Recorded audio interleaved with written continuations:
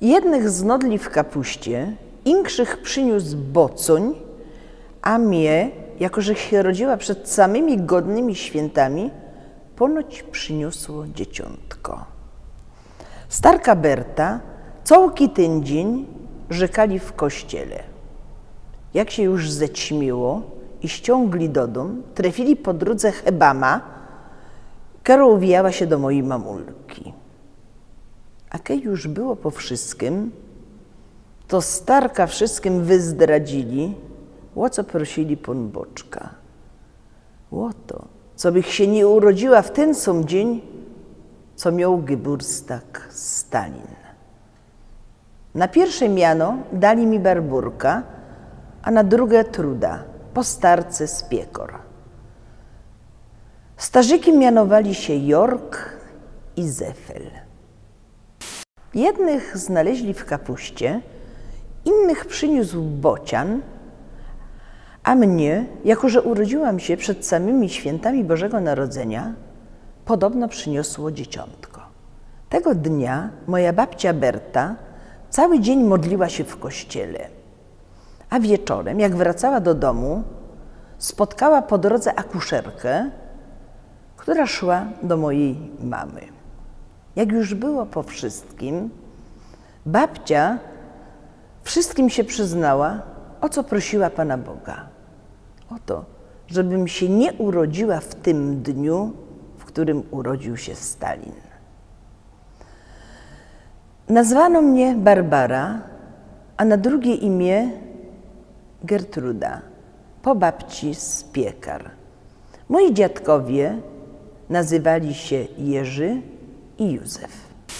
W doma i między swoimi gadało się po śląsku, a przy cudzych czysto po polsku. Potem starziki i ojce stracili się z tego świata i na rozrzech się skapła, co już ani nie poradza, ani nie mam się z kim po naszemu pogodać. I zrobiło mi się żol, a że mam już swoje lata i prochu nie wymyśla, to za co przynajmniej spisować wszystko to, co pamiętam, po śląsku. I w piątek możecie to przeczytać w Gazecie Wyborczej. A teraz jeszcze możecie tego posłuchać, bo oglądać nie ma co, bo przecież nie jest żadno szauszpilera. A powiem wam jeszcze jedno. Za niedługo, w czerwcu, będzie fertich książka, którą piszę. O Śląsku i po Śląsku. Może w to powiedzieć takie hasie szkło, byle co, ale to nie będzie byle co, bo to będzie łowo, słomie, o naszych starzikach, o naszych ojcach. I jak nie będziecie mieli się z kim po naszemu pogodać, to się będziecie mogli przeczytać i powspominać. W domu z najbliższymi rozmawialiśmy gwarą śląską, a między obcymi poprawną polszczyzną.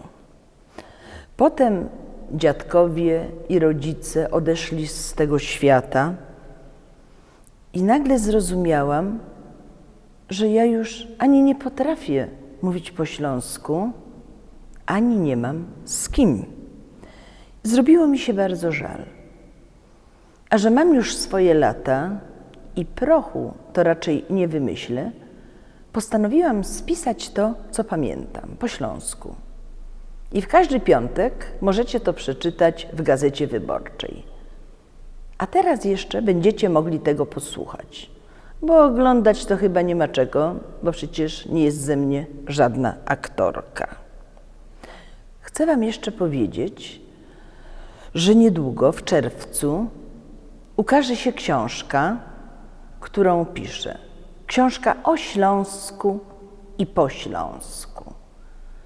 Niektórzy powiedzą, że książka jest o byle czym i o niczym, ale to nieprawda. Bo książka jest o was, o mnie, o naszych dziadkach, o naszych ojcach. I wtedy, kiedy najdzie was chętka i będziecie chcieli se z kimś pogodać, to wtedy możecie wziąć tę książkę i przynajmniej sobie powspominać.